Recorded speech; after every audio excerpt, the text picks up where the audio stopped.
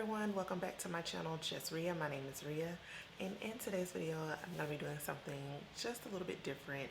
I'm going to be discussing homeschooling. So of course, during this pandemic, schooling got kind of thrown off track, and when school came back in for a new school year for the 2021 year, no one knew what to expect. So of course, I know a lot of schools, they started out virtual for the first 9 weeks, and they're slowly trying to phase into face-to-face.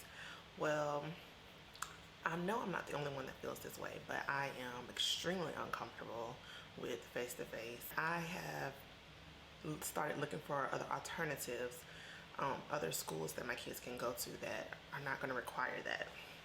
So my kids, they go to they were going to a regular brick and mortar school here locally in their district where they're zoned, and they've been doing virtual. Well, you know, since the second 9 weeks started, they've started face-to-face. So now the teachers have to do face-to-face and virtual. So it's kind of like they're teaching double the time. Same amount of students, just, you know, more time because they're now having to teach it twice. Well, now I've come to realize that, you know, they're not really teaching anymore to the virtual students. It's like, okay, here's a recorded lesson, which is pretty much just instructions for what they want them to do for the day. So my 5th grader would log on to their virtual Schoology. That's what they call it. They would log on to Schoology, and it would just be, you know, do this worksheet, do that worksheet, and then she was through for the day. So there's no interaction, there's no learning and being involved. I mean, it's basically, here you go, bye kind of thing. So I first started looking into K-12, and they were approved for K-12, but they don't start until next year, January, for the 2nd semester. So I wanted to get them in a virtual school, like now, because I'm just not liking what I'm seeing. Not liking what's going on. I'm not liking, you know, how they're now acting towards school. They don't want to do it. You know, my kids love school. They love to learn. And so I was like, you know, K-12 can't be the only online public school that my kids can go to here in Alabama. So I researched and I came across Connections Academy, and that is currently where they are now. They were enrolled this week. I withdrew them from their regular local zone school yesterday, and so far so good, you guys. Now the enrollment process, for anyone that is searching for an enrollment process through Connections Academy, I'm not sure if the process is streamlined the same throughout, because Connections Academy is the entity, and then the states fall under that. So there's Florida Connections Academy, Alabama Connections Academy, Texas Connections Academy. So of course I'm Alabama Connections Academy. And for the enrollment process, I had to, you know, the same enrollment process that you do when you're going to enroll your kid in a school, the regular way. You have your birth certificate, social security card, you have the immunization card, you have their most recent report card if they've been to school before, just the regular information that schools need to enroll your kid. So I gave them the information, not the enrollment part yet, not the forms, but I just gave them basic information at first, which was their name, what grade they in, have they been to school before, what's my name, things of that nature. So once you get to that point, which is step 1, then you move to step 2, which is providing the documents, the enrollment documents. They will list for whatever state that you're signing up for, they are going to list everything that they need from you. They suggest that you get the documents as soon as possible, because some schools, they probably are close to capacity, especially during the pandemic and what's going on. So you probably want to get those documents ASAP if you can. It only took me probably 30 minutes because um, because I was able to go to the school, get what I needed, and come back and upload them. So with that process, it's not a hand-to-hand exchange. You literally fax it, email it, or you upload it to the online parent portal that you log into. Once you upload the documents, it takes them, I'm not gonna lie, probably they say 24 to 48 hours, but it literally took them like 5 to 6 days. I had to call and get someone to verify these documents, and um, that's how serious I was about getting them out of the situation that they were in. So I, by probably the 5th day, I called and I was like, hey, what is the deal with getting these documents verified? She was like, there's no deal, it just takes time. We have so many students trying to enroll. I can verify the documents for you right here over the phone if you don't mind waiting. She put me on hold because of course I said no problem. And she verified both of my kids' documents, took less than 5 minutes. Of course I had everything on the first run because that's, again, how serious I was about getting them out of the situation that they were in. So once you move to that step, I then got the dreadful waitlist message. So I thought that I was gonna, get my documents verified, enroll them, withdraw them, be done. No, I got waitlisted. The waitlist took, and honestly, I don't feel like I was really waitlisted. I feel like that's just a generic message because they know that there's so many people trying to get into a virtual public school. For one, because it's free. 2, they send you supplies. 3, they give you, a laptop to do the work on.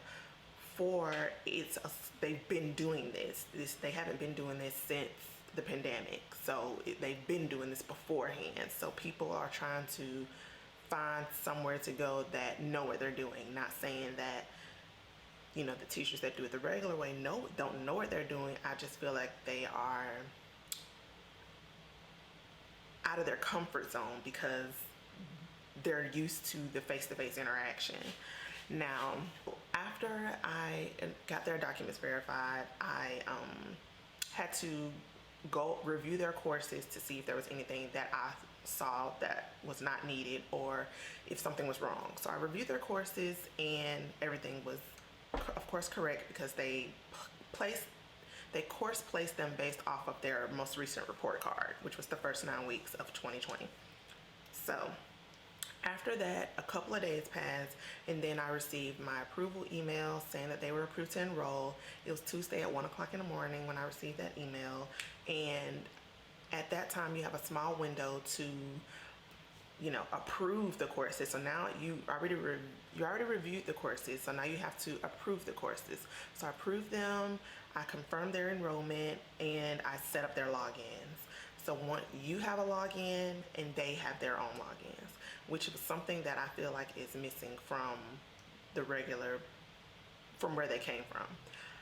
I wasn't able to log in and view their progress. I had to constantly get in touch with the teacher to make sure that everything that they needed was done because there was literally no way for me to know, and I hated it. So this way, I have my own login. I can view their progress. I can view their work that they have coming up. I can help them with their work, you know what I'm saying? Because I can see it too. So later on that day, so when you get enrolled, when you're approved for enrollment, you don't technically start classes that day.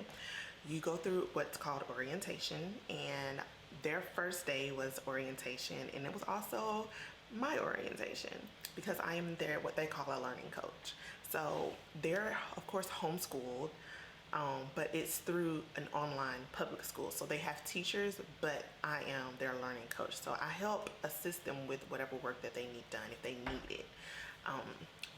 Their teacher, of course, is their first their teacher's their first line of contact because she's their teacher. And then, of course, if it's something like, hey mom, do you mind helping me out with this question? I don't quite understand. If it's something simple like that, then of course they can always ask me, but they do have teachers. So this is just not me homeschooling them. This is just me assisting with schooling them along with their teacher. So they got assigned their teachers later on Tuesday mid-morning, and they got their courses already. So they didn't have their lessons. They got their lessons, but they don't start them until today, which is Thursday. So they are starting on their first actual lessons today. So the first day was orientation. They had to go through the steps, and their orientation was really great. It walked them through everything that they would do from when they first log on in the morning. It tells them, like, hey, you need to look at your to-do list, you need to look at your calendar, this, that, and the other. And it's really straightforward, and each orientation is tailored to, the specific person. So their orientation is tailored to students, and my orientation is tailored to the learning coach. So we both know, what our role is and what we're doing. And you guys, I'm really looking forward to it. I just wanted to come on here and give some information as far as the enrollment process, because when I was researching this to see, what I wanted to do, there wasn't any, especially for my area. And what I did find, it was like from 2 to 3 years ago. The earliest I found was maybe a year ago, and then I found one that was 3 weeks ago. So, which is probably 4 weeks now. But there isn't any recent information that us parents can find that can help, make these decisions. So luckily I found the one person that's here on YouTube, and she did a video, and that made me really feel comfortable about making the decision with Connections Academy, because at first I was going to go with K-12, but I'm glad I did go with Connections Academy. I'm going to do another video on why I chose Connections Academy over K-12. So if you're interested in these videos, if you're looking into doing schooling at home virtually through an online public school, then make sure you subscribe, because I'm going to do more of these videos.